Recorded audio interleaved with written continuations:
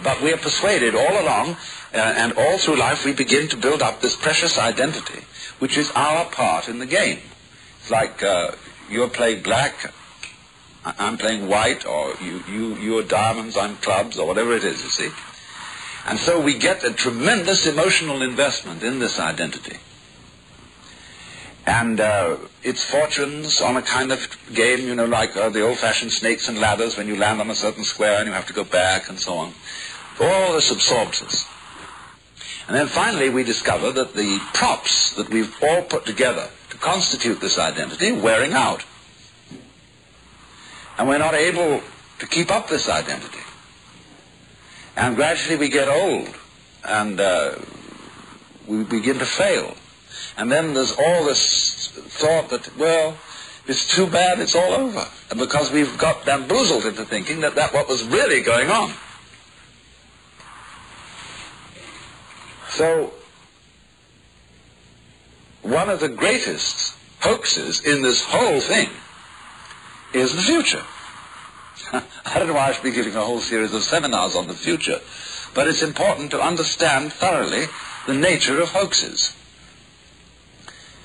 Now, in talking in this sort of way, don't take me too seriously.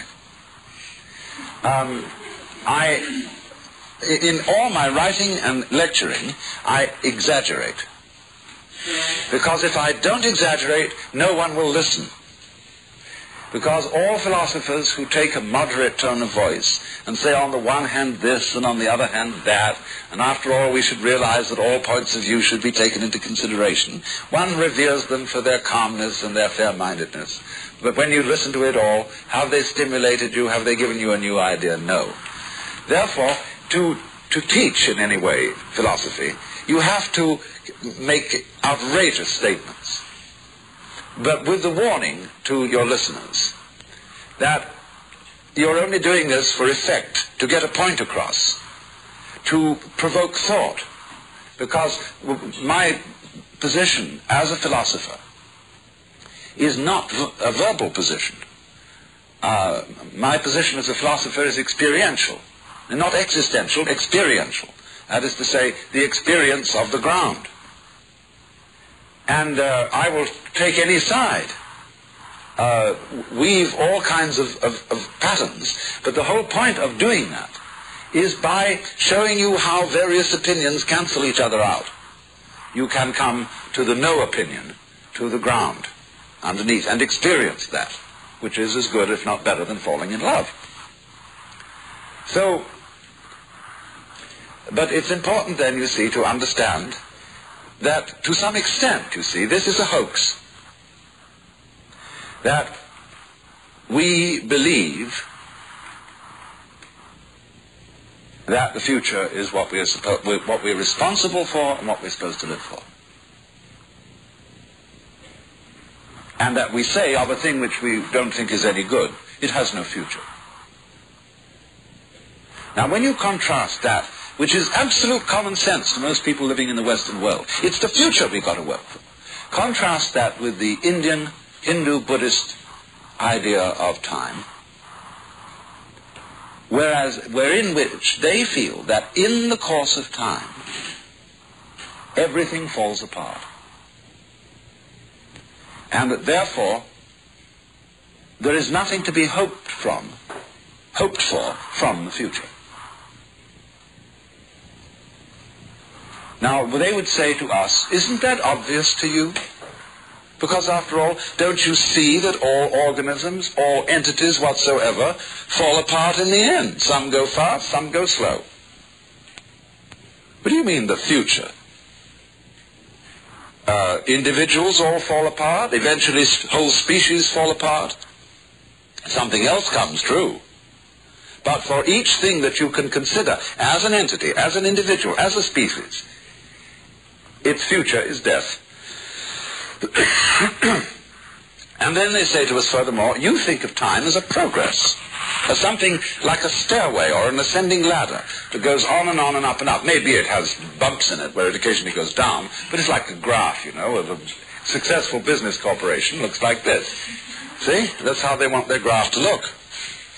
The Hindu says, you're absurd. The very thing you use for telling time is round. Don't you see? It just goes round. And so, look at the stars. Isn't everything going round? Aren't the galaxies going round? It is going round and round. It isn't going anywhere except round. And we say to them, oh, you poor Hindus, the trouble with you is that you don't have any technology, you have a terrible economy, most of you are starving, and you think life is just terrible, and therefore you have a pessimistic view of it. Well, that makes them laugh themselves silly. They have a pessimistic view. Well, the point is, we're not pessimistic because we know that the whole thing is a hoax. We know who we really are. And you poor Westerners, you're bug-eyed. You rush around with long noses. You have deep-set eyes. And you go poking your noses into everything. You send out missionaries because you are so uncertain of your own opinions that you have to convert everyone else to agree with you. And you're quite mad. But you live for the future. And poor suckers. All you do, of course, by living for the future is you create a great deal of trouble. Because you think you're involved in a process called history. Now here comes the nub of a very important matter. History. I've had the most amusing discussions with Orientals. And they have really no sense of history at all.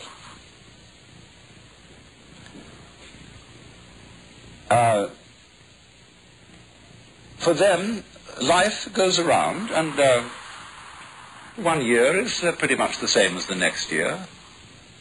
There are rhythms of birth and death. There are rhythms of rulers and revolutions and this and that, but they don't regard it as having some important progression in it.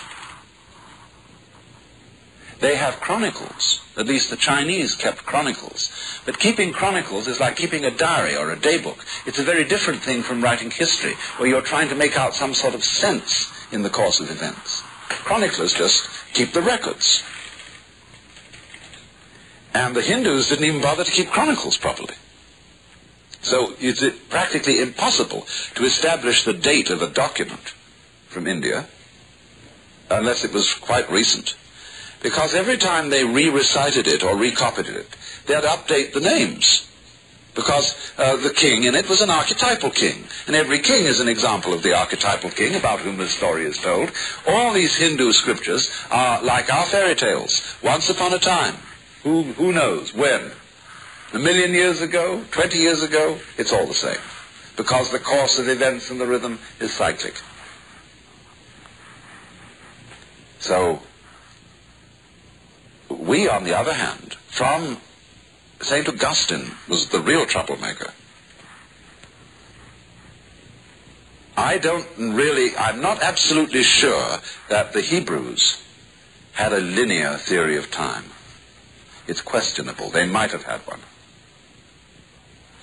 Because they did look forward to the coming of the Messiah, to the day of the Lord, they had this apocalyptic idea that they were in such a wretched situation that there was going to come a day when the divine power would intervene in human events and set everything to right, and there would be a head-knocking session called the Last Judgment, and everybody would be put in order. Well, what St. Augustine did with that, you see, he rejected the cyclic theory of time, not quite so much on account of the day of the Lord, coming at the end of time, but on account of the incarnation. He was somehow fixed on the idea that when Jesus was crucified, that was the one full, perfect, sufficient sacrifice for the sins of the whole world. It happened once. And if time is cyclic, he argued, this would have to happen again and again and again, and that couldn't be. Therefore, there is only one time, one progression of time, from the creation of the world through its redemption by the sacrifice of the cross and on to the final judgment. then time would cease and we should be in eternity. And from this, theologians increasingly began to think about the historicity of Jesus and to emphasize that it was a historical fact and that history, as worked out in the Bible stories from the creation through the fall to the doings of Noah and Abraham and the captivity of the Israelites in Egypt and the giving of the law by Moses, all this was worked out as being the mighty acts of God which revealed the divine pattern for the course of human events. And the funny thing is that although many historians living today are not Christians and not Jews and don't believe in anything of that, they still think of history as a significant momentum towards progress, something that our children's children are going to get. We all suffered and lived for them, but you're going to inherit this goodie down the end of the line. Now, we really don't know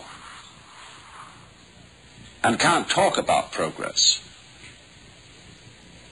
unless we know where we're going and are making progress towards that desired object.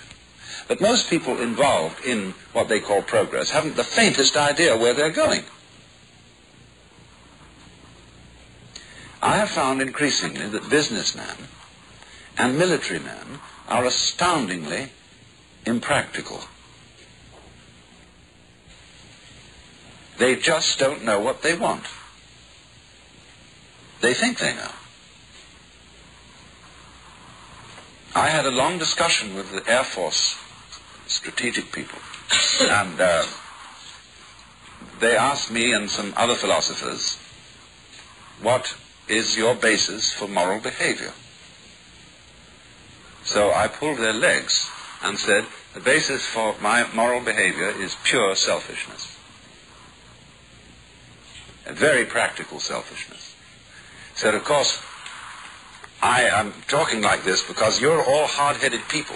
I'm not going to give you any sentimentality and stupid stuff about love and so on, because you face reality. You're a military man, and you have to see that the United States of America as a collective selfishness is properly looked after. Now, I said, of course, in my own personal life, when I'm selfish, I'm not too crude about it. I don't run around hitting people over the head and telling them, gimme, gimme, gimme. I pretend like I'm a public servant, that I'm out for their best interests and all that sort of thing, but that's camouflage. So then I said, now, the only trouble about this is that to be effectively selfish, you've got to answer two questions. The first is, what do you want? And the second is, what do you mean by yourself? Well, you know, that just pulls the carpet out from under everything. Because what do I want? Well, if I answer as a kind of a sensible human being, what do I want in life? The really important thing I've had from the beginning, which is that I'm an incarnation of the ground of being like everybody else. That's the most important thing, because you can't get rid of that. The next thing is, of course, I want food. I want friendship, companions, love, and general singing and dancing and so on. And these are more or less attainable material realities. But then I look at my very wealthy friends who ought to be able to have all these things, especially those who are extremely active in business, and I realize they don't have them. They're the most miserable people. Here, you're a great executive of a very, very important corporation. To begin with, you are drowned in paper. You do nothing but scan paper and make decisions about paper all day. You may be the director of an oil company. You never get within sight of oil, except when you drive your car. Mostly you're surrounded with statistics about oil, finances about oil, and you are smothered in this. And you have to spend almost all day in a wretched office building in a place like New York.